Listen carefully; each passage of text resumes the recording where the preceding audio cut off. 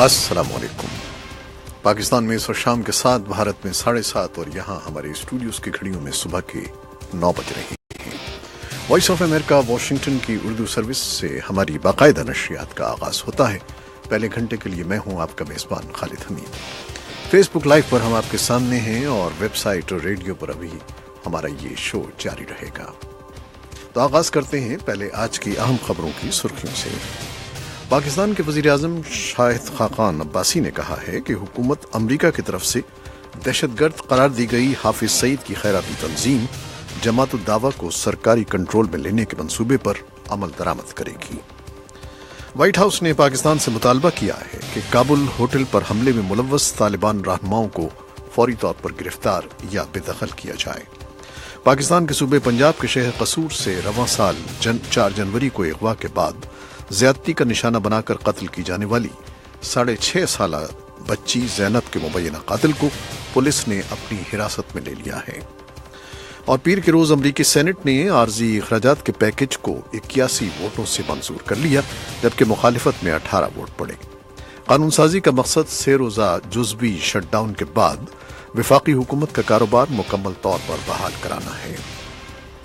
अमरीका की रियासत अलास्का के साहिल के नजदीक समंदर में आने वाले 7.9 शिद्दत के जलजले के बाद कई मगरबी रियासतों के साहिली इलाकों के लिए सुनामी की वार्निंग जारी कर दी गई है। और एक ताकतवर जलजले ने मंगल के रोज इंडोनेशिया के दारुल हुकूमत जकार्ता को हिला कर रख दिया, लेकिन किसी जानी नुकसान की फौरी इत्तला नहीं मिली। ये थी कुछ शह सुर्खियां जिनकी तफसीलात हम आपको बाद में पेश करेंगे।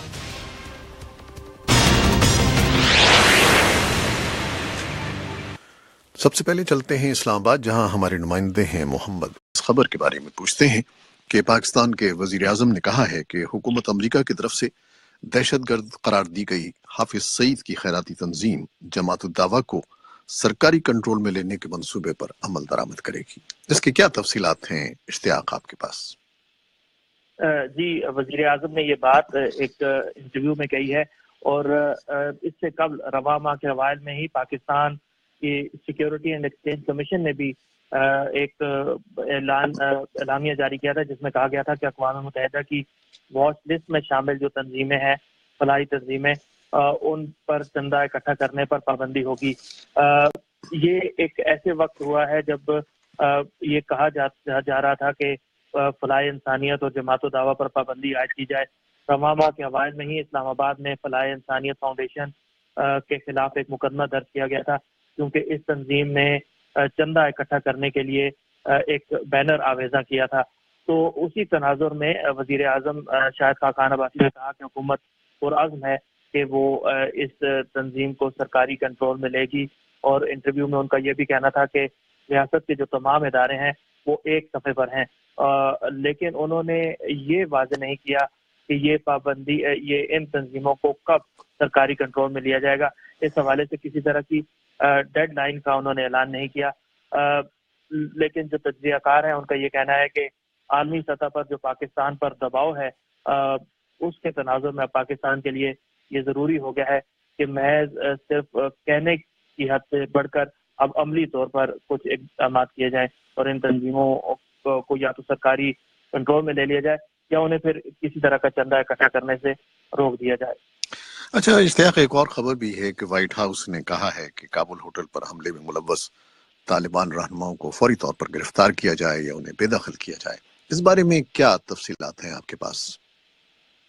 जी, इस बारे में अभी तक बाज़ाब्ता तौर पर तो पाकिस्तानी हुकूमत ने कोई बयान जारी नहीं किया है, लेकिन काबुल हमले के बाद जब अफगान अहदेदारों की तरफ से पाकिस्तान पर ये इल्ज़ाम लगाया गया था कि इसमें वो अनासिर मुलव्विस हैं जिनकी पनाहगाहें पाकिस्तान में है, तो पाकिस्तानी वजारत ख़ारजा की तरफ से कहा गया था कि फौरी तौर पर या बगैर किसी तहकीकात के इस तरह का इल्ज़ाम दुरुस्त नहीं, बल्कि ये भी कहा गया कि काबुल हुकूमत खुद इसकी तहकीकात करे।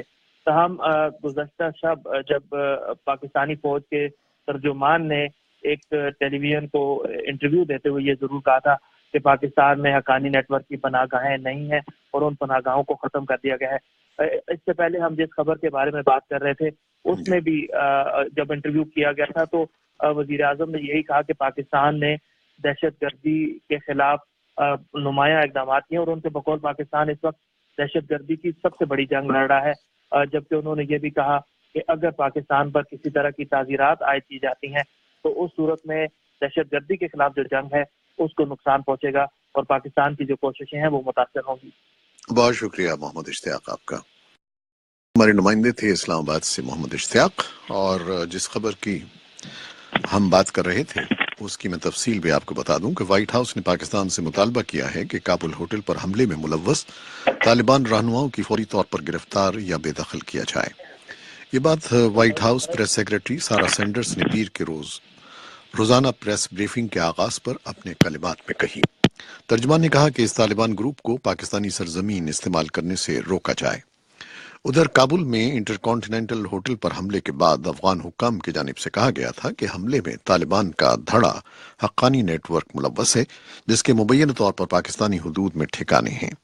اطلاعات کے مطابق ہوٹل پر حملے میں ہلاکتوں کی تعداد 30 سے زائد ہو گئی ہے۔ پاکستانی وزارت خارجہ کے ترجمان محمد فیصل نے کہا کہ حملے کی قابل بھروسہ تحقیقات کرائی جانی چاہیے اور یہ کہ ان اطلاعات کو بھی پیش نظر رکھنا چاہیے کہ حملے کی وجہ سیکیورٹی انتظامات میں برتی جانے والی غفلت تھی۔ ادھر پاکستانی فوج کے ترجمان میجر جنرل آصف غفور نے کہا ہے کہ کابل میں دھماکہ افغان دہشت گردوں کی کارستانی ہے، جبکہ بقول ترجمان حقانی نیٹ ورک کا تعلق بھی افغانستان سے ہے۔ پاکستان کے صوبے پنجاب کے شہر قصور سے رواں سال 4 جنوری کو اغوا کے بعد زیادتی کا نشانہ بنا کر قتل کی جانے والی 6.5 سالہ بچی زینب کے مبینہ قاتل کو پولیس نے اپنی حراست میں لے لیا ہے۔ پنجاب پولیس کے ایک اعلی افسر نے نام ظاہر نہ کرنے کی شرط پر وائس آف امریکہ کو بتایا کہ عمران طاہر نامی زیر حراست شخص کا ڈی این اے زینب کی لاش سے حاصل کیے جانے والے نمونوں سے مماثل پایا گیا ہے۔ پولیس افسر نے بتایا کہ زینب قتل کے شبے میں ملزم عمران کو پہلے بھی حراست میں لیا گیا تھا، لیکن پھر بچی کے رشتہ داروں کے کہنے پر اسے چھوڑ دیا گیا تھا۔ تاہم پولیس افسر کے بقول اب ڈی این اے میچ ہو جانے کے بعد پولیس نے ملزم کو دوبارہ گرفتار کر لیا ہے۔ پیر کے روز امریکی سینٹ نے عارضی اخراجات کے پیکج کو 81 ووٹوں سے منظور کر لیا، جبکہ مخالفت میں 18 ووٹ پڑے۔ قانون سازی کا مقصد 3 روزہ جزوی شٹ ڈاؤن کے بعد وفاقی حکومت کا کاروبار مکمل طور پر بحال کرنا ہے۔ سینیٹروں نے قانون سازوں کی منظوری سے جس کی مدد سے 8 فروری تک وفاقی ادارے کھلے رہ سکیں گے۔ اس سے قبل سینٹ کے اکثریتی جماعت کے قائد مچ میکونل نے حزب اختلاف سے تعلق رکھنے والے قانون سازوں کو یقین دلایا کہ آئندہ ہفتوں کے دوران وہ تقریباً 8 لاکھ غیر قانونی تارکین وطن کو ملک بدر کیے جانے کے خلاف تحفظ کی فراہمی کے لیے مل کر کام کریں گے۔ ڈیموکریٹ ارکان نے ٹھوس یقین دہانی کا مطالبہ کیا تھا کہ حکومت تارکین وطن کی صورتحال زیر غور لائے، جنہیں برسہ برس قبل ان کے والدین امریکہ لائے تھے، جس کے بعد وہ قانون سازی کے تعطل کو ختم کرنے پر رضامند ہو گئے تھے۔ امریکہ کی ریاست الاسکا کے ساحل کے نزدیک سمندر میں آنے والے 7.9 شدت کے زلزلے کے بعد کئی مغربی ریاستوں کے ساحلی علاقوں کے لیے سونامی کی وارننگ جاری کر دی گئی ہے۔ امریکی نشریاتی ادارے CNN کے مطابق زلزلے کا مرکز الاسکا کے جنوبی ساحلی علاقے کوڈیکس سے 175 میل دور سمندر میں 15 میل کی گہرائی میں تھا، جو الاسکا کے مقامی وقت کے مطابق نصف شب کے لگ بھگ محسوس کیا گیا۔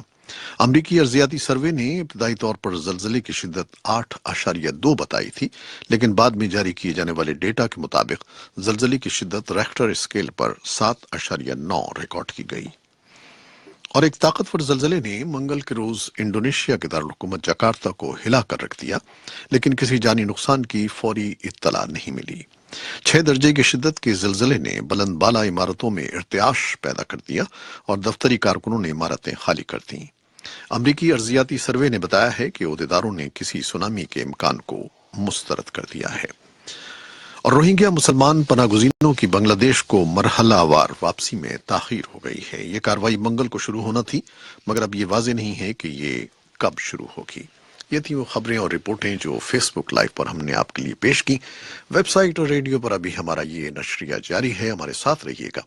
فیس بک لائیو سے اجازت لیتے ہیں، اللہ حافظ۔ جب ریڈیو ہو دور اور خبریں ہوں اہم تو آئیے ہماری ویب سائٹ اردو VOA